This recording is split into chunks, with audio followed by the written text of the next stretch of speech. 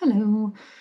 Um, it's surprising that scholars of Italian neorealism, the much studied, much lauded post-war film movement with its global influence, have had little interest in the human beings that represented one of its most distinctive elements, the non-professional actors taken from the streets, who appeared in films such as uh, Shusha by De Sica, Paisa by Rossellini, and Bicycle Thieves, Ladri di Biciclette by De Sica, or Visconti's La Terra Trema, The Earth Trembles, and others. My current research is trying to excavate some of these untold histories of often working class people who had a brief and sometimes traumatizing encounter with the film industry. It was stunning to me when I started this research that despite the voluminous attention to neorealism, the non-professional actor is addressed only glancingly, and that the most human element of this cinema of humanism has been largely ignored.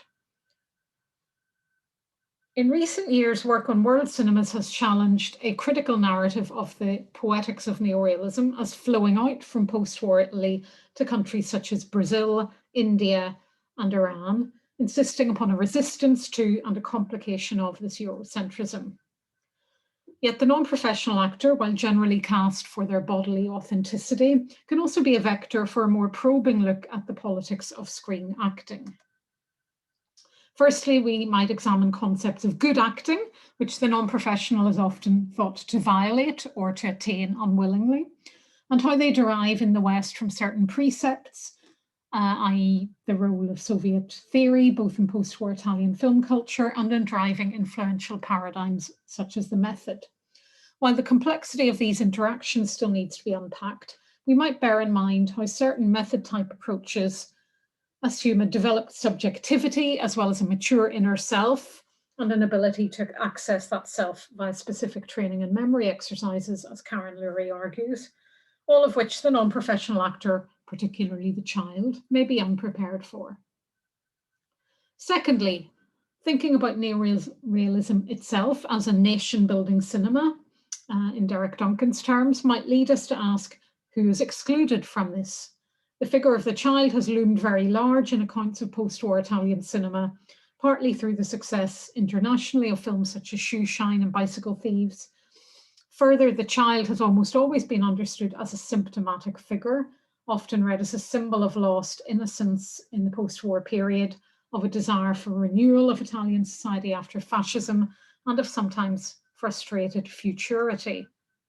The question of the child as pure nature, in Africa Taylor's terms, often aligned with animals, is one that we can understand as often disturbingly racialized.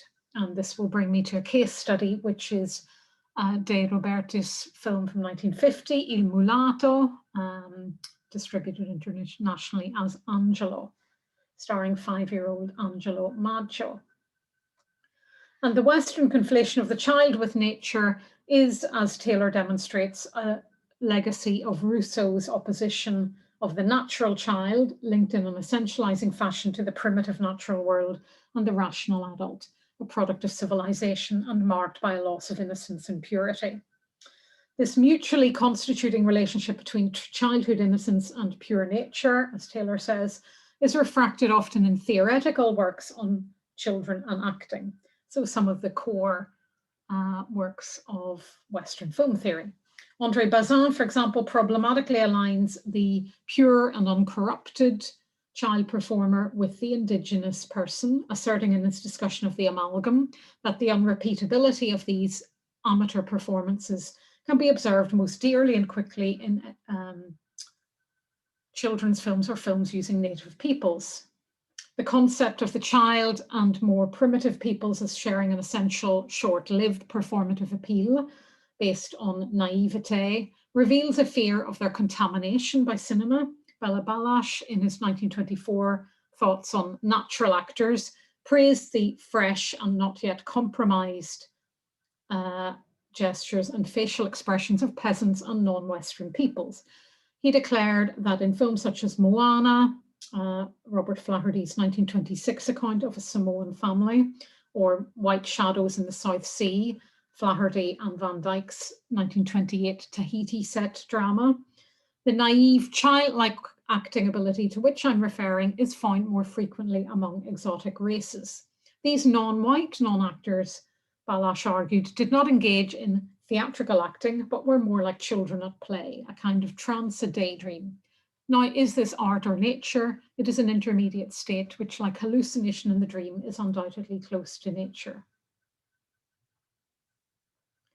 Balash and Bazin were merely making more explicit ideas that run through conceptions of non-professional performers, and which we find in other works of film theory, such as Edgar Morin. And this alignment of children and the primitive means that the child becomes an inevitable signifier of otherness. Il Mulatto is the story of a mixed-race boy on the island of Ischia, the product of an encounter between an African-American GI and a local woman, and his white Neapolitan adoptive father's doomed attempt to accept him. Shailene Green has written of the film that it presents the resolution of racial ambiguity as central to the Italian nation-building project. The symbolic representation of little Angelo's final eviction from the Italian body politic has been linked astutely by Green to the racialization of the Italian South, both before and after unification.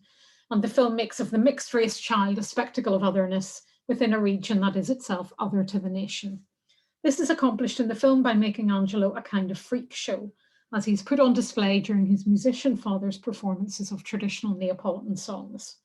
Compared to a monkey, his own racial identity is problematically offered as an element of the film's deployment of comedy and melodrama, typical of the post-war Neapolitan formula.